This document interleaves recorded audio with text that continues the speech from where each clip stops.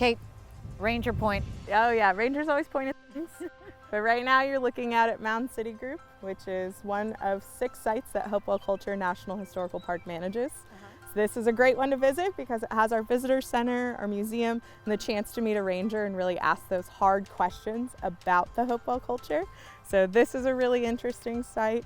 We have 3 others that are open to the public that are really fun to visit. And it's just a really great experience in Ross County and in Chillicothe because this culture that is part of the area was here over 2,000 years ago. Incredible. So that's a long time that these mounds have been around. These mounds have seen a lot of change throughout here in Ross County and Chillicothe. Right. But with the national park, we've been here for almost 100 years protecting these earthworks. Well, what is under those? So underneath, I'm glad you asked under them because underneath these earthworks are burials. So this site specifically was all burials, but it was people of importance. So for this culture, there were people that deserved to have something remembered for them.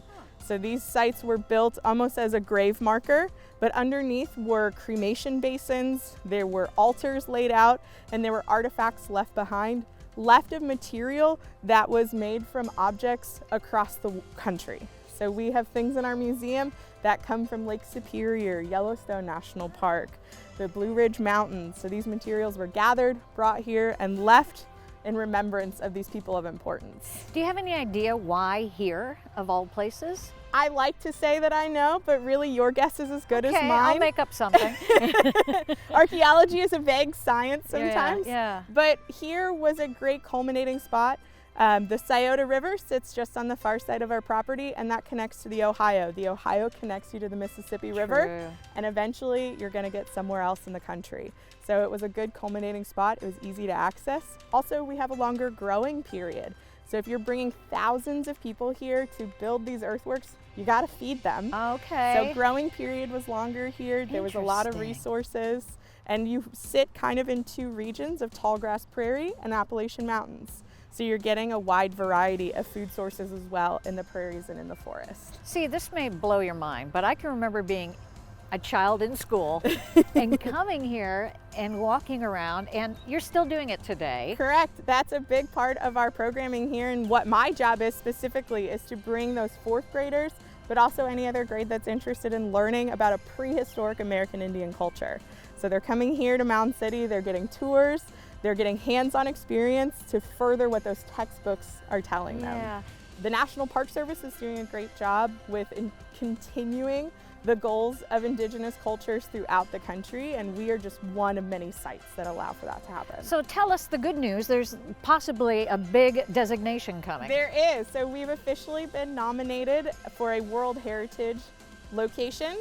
We will be partnering, we do partner with Ohio History Connection, so they have a few sites that are designated Hopewell Culture, and the National Park does too. So World Heritage is a big thing.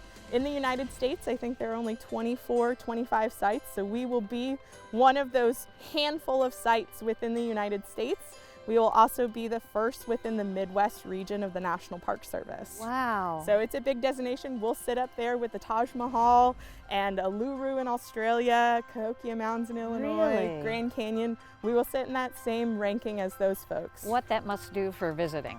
It's going to boom visitation. Sometimes that's a bucket list item for people is I want to see a World Heritage site, and the fact that there's only a small checklist within the United States makes it easy. We're accessible. We're an hour drive from Columbus. It's easy to get to us. So if somebody is coming here, they're now very aware of what this is. It's a walking tour.